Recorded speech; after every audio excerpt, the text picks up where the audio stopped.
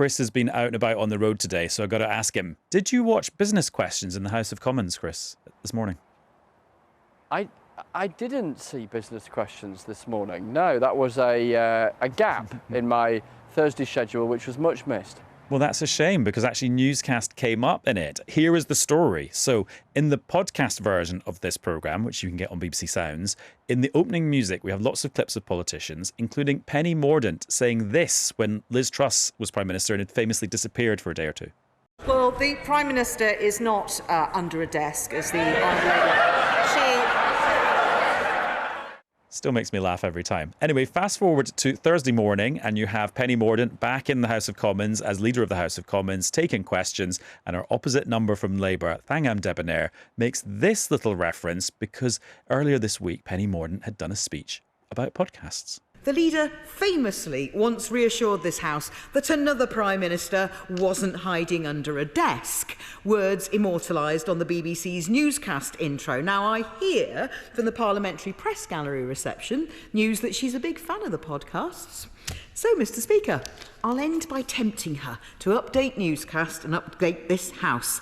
Is that where the Prime Minister really was on Monday evening? Hiding under a desk? So, Chris, give us your live reaction. That is, to get mentioned in the House of Commons, to be committed in perpetuity to Hansard the parliamentary record, that is an exalted status for our humble little pod, isn't it? Yeah, Brexitcast was mentioned once during the Brexit period, so we've now doubled the number of mentions in the parliamentary record of this very podcast. And to all the MPs who are watching for the first time, here is your latest episode of Newscast. Newscast from the BBC.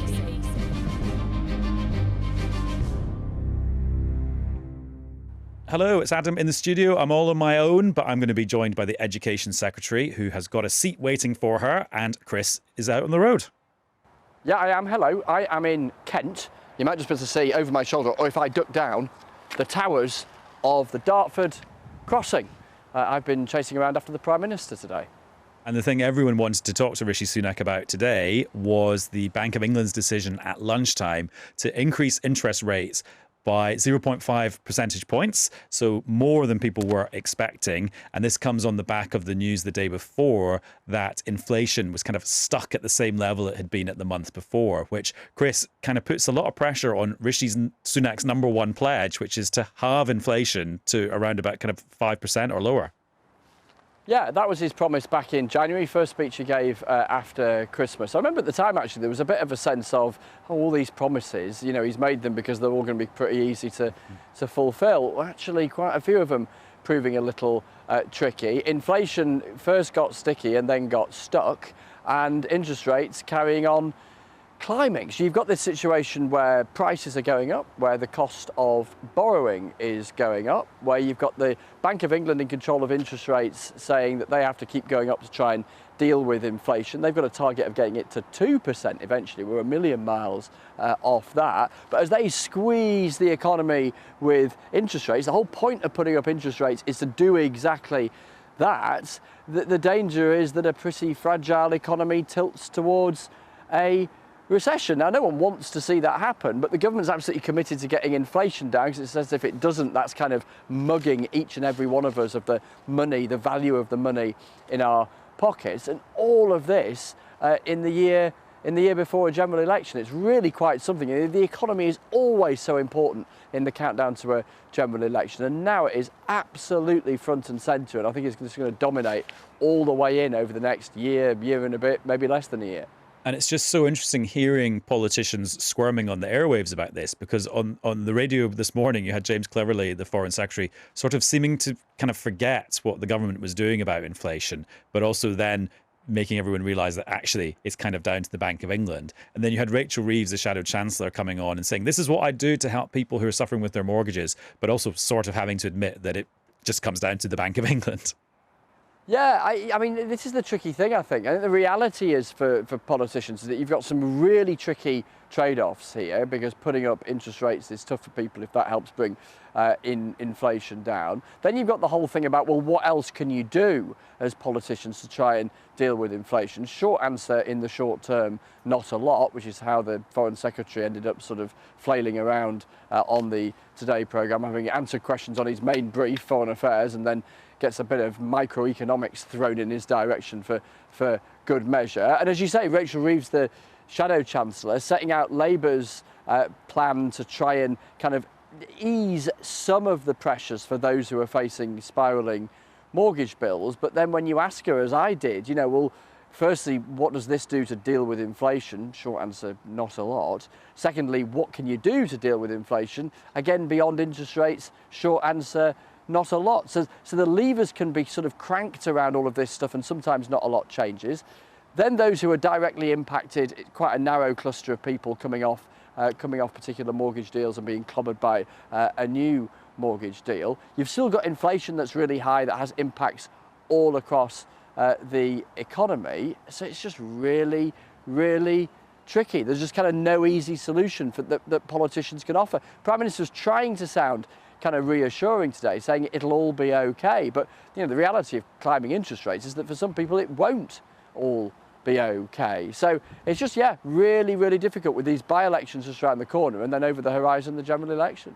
Chris, you've done a fantastic job in your role as the politics explaining expert. Let's talk now to somebody whose job is the money saving expert. Down the line, it's Martin Lewis. Hi, Martin. Hello, Adam. How are you, mate? Good, thanks. I was just thinking back to all the times we call you, and I think every time I thought this must be the toughest time to do your job. There was COVID, then there was the energy crisis, now there's inflation, and then there's interest rates. I mean, it must just seem that it's almost getting worse and worse. Well, I think this one hits a slightly different section of the demographic than energy. And in many cases, I think the energy crisis last winter was probably the worst of the lot, what we were looking at if we hadn't had intervention. This is pretty bad. And I think it's pretty bad because you have to actually look at the numbers to see who is being impacted here.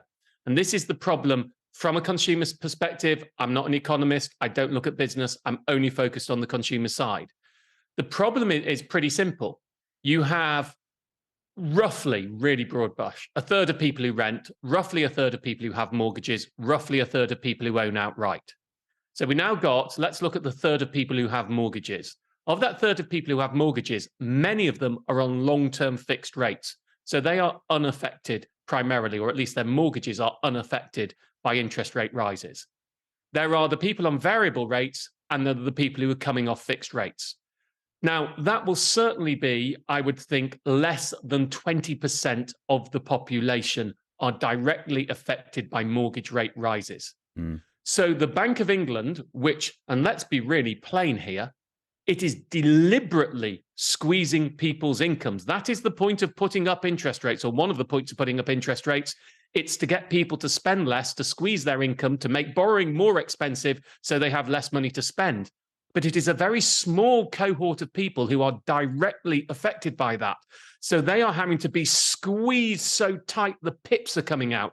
Now, there's also knock-on effect, indirect effect for many renters whose landlords have mortgages, and we've seen rents go up, and many people who are renting can't afford it. And of course, because they tend to be a lower income on average demographic, have been even more disproportionately hit by the energy crisis and the food prices. But we are in a very strange position at the moment where we're asking quite a lot of people to take the hit to try and fix inflation in the economy. It is a blunt tool, it's an arbitrary tool, and it's pretty devastating for those people who are coming off fixes or on variable rate mortgages, and even worse, the mortgage prisoners out there who've been locked in very high rates since 2007. And what are you picking up about the behaviour of the banks, of the lenders? Are they kind of being nice to people in this period? Well, the biggest problem I have with the banks at the moment is pretty plain. They are increasing their margins. They are putting rates up for lenders, and they are not putting rates up for savers commensurately. Now, I warned of this, and you will know as you follow these things. I made a warning about the mortgage ticking time bomb last October, a pretty loud one, and said that government and regulators needed to put things in place now because of the potential of much higher rates this year. I don't mean to say I told you so. Don't worry, don't worry. Right. And then in December, on the back of that, the Chancellor called a mortgage summit. And at that mortgage summit was the boss of the chair of the regulator, the bosses of all the big banks, the Chancellor and me. I felt a bit sort of overpowered and did ask beforehand, can I bring some charities in or mortgage brokers in, but was told no, he wanted a small meeting. And we talked about all this and all the things that were needed in that meeting. And the list was there, the same list I'm coming out with now. But then when the rates didn't materialize as quickly as expected in April, they took their foot off the gas and nothing was done. Now, one of the big problems here, let's just think about this.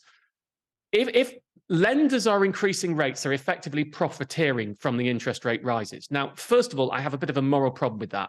I normally think it's up to regulators and politicians to stop it, but the banks are different. The banks are too big to fail. And when they were struggling in 2007, we collectively, the state, the taxpayer, bailed them out. And yet now, when there is such a big public problem in their sector, they are increasing their margins. And I have an issue with that. Now, clearly, what the Chancellor would not want, or government or Bank of England would not want, is for them to not put mortgage borrowing rates up, because that's a deliberate policy. We're trying to do that. But they should want savings rates to go up, because if you put savings rates up, that takes money out of the economy, which is what we're trying to do to squeeze inflation. You take money out of the economy, but we're not seeing that. So if I were Chancellor right now, which I would never want to be, I would be pushing very hard for them to be at least maintaining their old margins and not increasing them, to be putting savings rates up and to be putting money aside for forbearance measures. Now, I did a bit of a politician and answered a different question. I'll now answer your question, sorry. In terms of how they're behaving, look, people who are struggling should go to their lender for help, and they are helping. But the help you get is inconsistent. It depends across lenders. Not everyone is helping, and I think it's not as flexible as it should be. And what I was proposing back in the Mortgage Summit in December, which is very interestingly, the Labour policy that's come out today mirrors very closely what I wrote and said should be being done in December. I haven't had direct contact, but I have been given a sort of a look and said, yes, we were listening, which is, at the very least, if we can't help borrowers by reducing their rates, because effectively the interest rate policy is to squeeze them so they have less disposable income. What no one wants is arrears, defaults, and repossessions. So we at least need to put measures in place to get people who are at that level, that extreme level of not being able to pay, through this. And you do that by good forbearance, allowing them to change mortgage terms or take a mortgage holiday or move to interest only or other similar measures. But what I'm asking for is them to put in place some, first of all, reversibility. So if you extend your term and you want to, you should have a right within a certain period of time to reverse that. So that because if you don't have that right, it's not so much about having the right, it's about people won't do it unless they can reverse it. And similar is true of minimizing the credit score impact, because unless you do that, people are so worried about the impact on their credit file and disenfranchising themselves from borrowing for the next 6 years, they won't get the help that they're needed. So we actually need to get rid of those things, because they are a barrier to people getting help that they need to get them over the hump. Yeah. And so there's a lot that could be done. And when the Chancellor goes into his meeting on Friday, I mean, it's public that I was in number 11 the other day, and I spoke to Rachel Reeves on the same day. I can't tell you what was said in the meeting, but I'm pretty consistent in my asks, shall we say, to what I'm saying today. And I can't tell you what Chris Mason is now going to ask you, but he does have a question. Hi, Martin. Chris here. I wonder what you make of how politicians are sort of articulating their arguments around all of this, because I'm really struck that there's a kind of generational difference between politicians of a generation ago, like John Major when he was Chancellor, with that famous quote, if it isn't hurting, it isn't working, that articulation of the sense that things have to be tough to some people, as he was arguing, in order to get inflation down.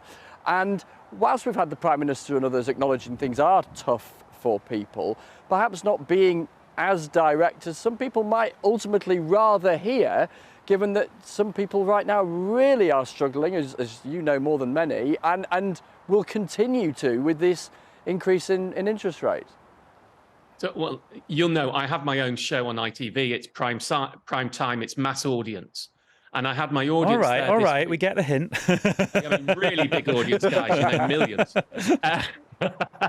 But the point I was trying to make, apart from admiring a bit of showing off, was I this week, a question, it wasn't a show about mortgages, but a question came up, and I said, and I was looking at the audience, and I said, you need to understand this is not an accident. The fact that you are struggling is exactly what the policy is intended to do.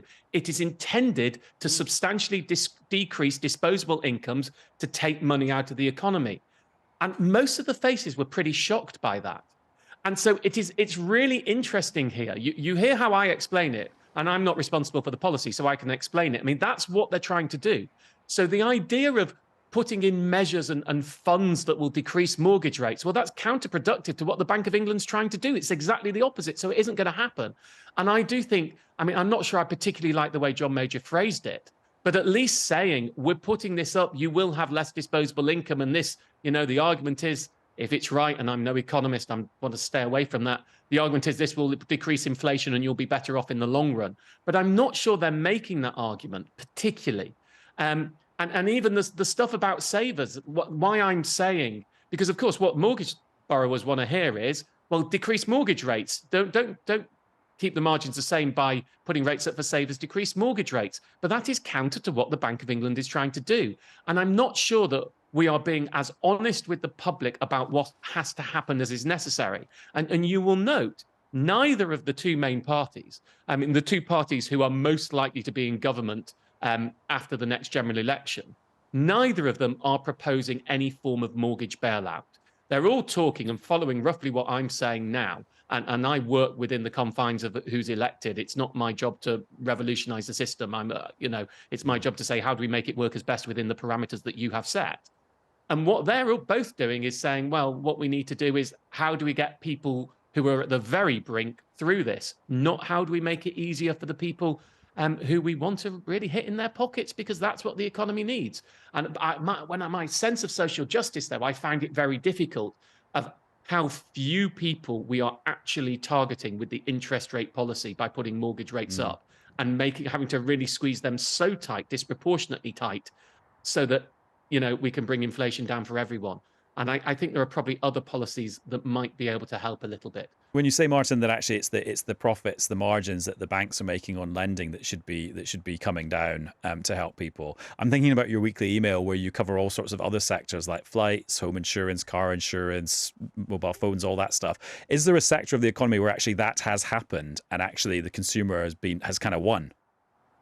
Well, the one area of deflation, are you ready? Is mobile SIM cards. Martin, it's almost like you knew my mobile phone contract is up on the 7th of July. I have that power. Thank you very much, Martin. Adam, you will change your mobile phone when you need to. Thank you so much. Thank you. Bye-bye to Chris Mason. Toodaloo. Well, there's loads to discuss with our next guest. It's Gillian Keegan, the Education Secretary. Hello. Hello, Adam. I'm sorry Chris isn't here, sat between us as usual. I know. It's a shame. Lonely. He's busy, I guess. Yes, he's with the PM. Oh. But I get you. That's fine. That's fine. First of all, inflation. And actually, your boss, the PM's pledged to get it in half by the end of the year. Is he going to hit it? You know, that's the goal. We have to, right? I mean, it's obviously it's painful. It's painful everywhere. But that's why that isn't so important. If anyone doubted that was A, the right pledge to be the number one priority, or B, easy to achieve, then I think, you know, the markets are proving them wrong. These are really tough, very tough times, you know, dealing with the impact of going from almost zero inflation, or very, very low, to inflation. Obviously, there's a lot of that to do with the pandemic and the war in Ukraine. A very unusual set of circumstances, but the one thing we know about inflation is however it's been created, however quickly it's been created, it needs to go. It just, it impacts everything. I mean, you're a professional politician. Would you have made a pledge that there was a risk you wouldn't hit? I'm actually more of a business person than a professional politician. Well, as a business person, would you make a pledge that if you don't make a pledge to your customers that you can't deliver? I've always chosen tough targets, to be honest. I've come to this job to do tough things. This is what it's about. These are tough choices. You know, leadership requires you to do tough things. So yes, absolutely, I would. I've set targets, you know, in terms of how much we'll grow market share. You know, you've got to set targets. You've got to go for it. Obviously, you've got to make sure that you do everything you can to work towards it. But have I set targets that have been very stretching? Yes. What should people do if the government fails to hit this inflation target? Should they just vote for Labour instead at the next election? Well, they should not vote for Labour in any circumstances, That's my view. I knew you'd say that. Well, to be honest, I'm just trying to get the point, like, what's the point of setting a target and then saying judge us on the target, and then just if you don't hit the target, people should still vote for you anyway? I think we'll hit the target. Okay. We have to focus on trying to hit the target, but it's not an easy target, as everybody was assuming. And it is an important target, because it's a target that is, it is the priority of the British people. The number one thing they need is for us to halve inflation, or even less than that. Get rid of inflation, get it back down to low levels. It's impacting everybody's the value of the pound in their pocket, the bills. It is absolutely vital. The number one priority is to halve inflation, and then we'll have to go further than that. I mean, one of the big things you've been dealing with is teachers' pay, and there's been quite a few strikes, and there's going to be 2 more in July. The fact that inflation is staying high for longer, that kind of boosts the argument of the teachers' union, doesn't it? It boosts my argument as well, which is one of the reasons that we need to, it's one of the things that makes this so difficult, is the unusual nature of the inflationary pressures, and the fact that it's a spike due to the war in Ukraine and the pandemic, and it's impacting everybody. The fact that we can and will halve it, and the fact that we need to show restraint, that's our part of enabling that to be a reality. And there is wage inflation, we know that, and there's lots of people who discuss whether public sector pay can contribute to wage inflation. Well, because we have a skills shortage and people are competing for graduates and skills, then yes, they can. So we do need to be very careful. That's what made this difficult. If it was easy to do, we would do it. So what we've been trying to do is trying to forecast what inflation will be as well, because this is future pay rises we're talking about. Has the independent pay review body come back to you with the recommendation? They have come back to me with the recommendation. Which was? We haven't published that yet, but we will be publishing that. When? We haven't set a date. In due course. Yeah, it is in due course. But is it around about 6.5%? But what the reason it's tricky, just so you know, I'm not being evasive in any way, is it's not the only independent pay review board. There's a number of independent pay review boards for different parts of the public sector coming at different times. And clearly we need to look at it as a government in the round. So that's what's making it tougher. Oh, so the pay review body for teachers could recommend a number to you, and then you have conversations with the Treasury and all the other government departments, and you have to offer something lower than they've recommended. There could be other independent pay. There are other independent pay review bodies that will come back with recommendations. We need to know the cost of that, and we need to figure out whether that will have an impact on, well, first of all, what the cost of it is, and secondly, the impact on inflation and other economic factors. Wouldn't it be a good faith thing that maybe would reduce the temperature of the dispute if you just publish that? Because it's an independent. The pay review body is there for the country, not just you personally. I will publish it now. If you've got it. No, I'll publish it. Is it in there? No, it isn't, but I'll publish it, and we'll have a response to it. Okay. That's what they don't just want. They want a response to it, and that's fair enough. I'm tempted to play higher or lower, and if I give you a number. Yeah, I won't. But I won't tell you. I can't Fair comment enough, on speculation, but I am serious about trying to resolve this. I have been from the very beginning. I think I've said to you before, the very first day I started on the job, I had a letter from all of the teaching unions saying for the last pay review, which the independent pay review body recommended 5.4%, and everybody had budgeted 3%. And they said, help, we can't pay this. We need an extra £2 billion to deal with that, and also energy impacts and stuff like that. And, that was my very first week. I had to try and persuade the Chancellor to give us another £2 billion in the autumn statement, just after the mini budget. And we got it because we did want to be fair to schools and teachers. It's vital that we fund our schools well, and we do fund our schools well. But that is a sign of my personal commitment. But it's made more difficult when you've got inflation moving around, trying to dampen down inflation, and lots of strike action and lots of different things going on at once. That makes the situation more tricky. It's why we're working together to try and make sure that we do the right thing for everybody, not just for a narrow set of interests, but for everybody across the country. That's our job. That's the unique role we have. Your job today was hosting this skills conference with business. I mean, what are the skills that we need really quickly? Oh, loads. I mean, pretty much everywhere. It's not just us, by the way. When I was at the G7 in Japan, pretty much every country had exactly the same shortage. It's highly unusual to close down the world's economy for about 18 months and then press a button and it all sort of spring back again. And, there has been a dislocative impact on the labour market, no doubt. But there's lots of skills. I mean, we had the construction, nuclear, engineering, everything to do with digital, creative industries. Creative will be anything from building the sets to editing the films to production accountants. So there is a shortage of skills. I mean, you'll have seen it yourself, hospitality. There's restaurants that aren't open, the same hours they were. In where I live, the fishmonger's not open because they can't get the staff. So there's lots and lots and lots of impact. When you compare those conversations you're having with businesses and you then think about in your mind the national curriculum, do you think the two things line up? Well, that's what we've been trying to do. So since 2011-12, so just after we were first in government, we've been working with over 5,000 businesses to design the new T-levels, to design higher technical qualifications or to make sure that they're fit for purpose, to design apprenticeship standards into now you can get an apprenticeship into 660 different careers. There's been a quiet revolution going on in technical education in the Department for Education under the Conservative government in the last sort of 5 or 6 years. And now it's time to turn the volume up, make sure everyone's aware of it. OK, there was lots of volume around the Privileges Committee report into Boris Johnson and Partygate. You voted in favour of that report, so the 90-day suspension for Boris Johnson, which is kind of theoretical now that he's quit. Rishi Sunak and loads of other ministers just didn't turn up. How come we're in a world where you turn up and they don't? Well, to be honest, we were all told that there wasn't expected to be a vote because these things, it was voted through the actual setting up of the Privilege Committee, and they usually voted through Standards and Privilege Committee things. So it was supposed to go through on the nod. So I think a lot of people were, had made other engagements. They were at by-election. They were in their constituencies. I was here because I was in the Department for Education, and I wanted to vote for it. I did want to vote for it if there was going to be a vote, but we weren't expecting there to be a vote. And the vote was, a bit of party politics. That's kind of what happens. But I voted for it because, Parliament's important, standards are important. We set up this committee.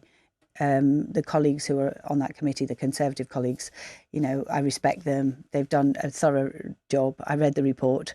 And the conclusion of all of that is to vote for it. This story about a teacher and a child having a tussle about whether the child could identify as a cat in class. Is it true you're investigating that? What I've done is we have regional schools commissioners, and I've asked the regional schools commissioner to speak to the school and find out what that's all about and to figure that out. I mean, it seems crazy, doesn't it? But obviously there was the recording. But I've asked them to speak to the school. And very quickly, what do I have to offer you to mention Newscast in the House of Commons? Because it came up at Business Questions today. Someone mentioned Newscast. Really? In what in business, context? They were talking to Penny Mordaunt about podcasts and is the Prime Minister hiding under a desk, which is in our opening music. Oh, OK. Why don't you ponder it? I'll find a way. Well, I tell you what you could do. If Newscasts have apprenticeships or they take on a T-level work placement, it will be really easy for me to mention you. Out of my hands, but the BBC does do all that stuff. They do. Maybe we've met that target already. Anyway, let's see. Let's do a Newscast one. There's lots of young people who'd like to get involved in this show. So the BBC might do it, but maybe Newscast should lean into it as well. Thanks, Gillian. Thank you. And thank you to everyone else who's been on this episode of Newscast. If you want to get the latest on the search mission for that submersible that went missing as it went down to see the Titanic on the ocean bed of the North Atlantic, then you'll be able to get the latest in the podcast version of Newscast, which is available on BBC Sounds or wherever you listen to your podcasts. And we'll be back with another episode very soon. Bye. Newscast from the BBC.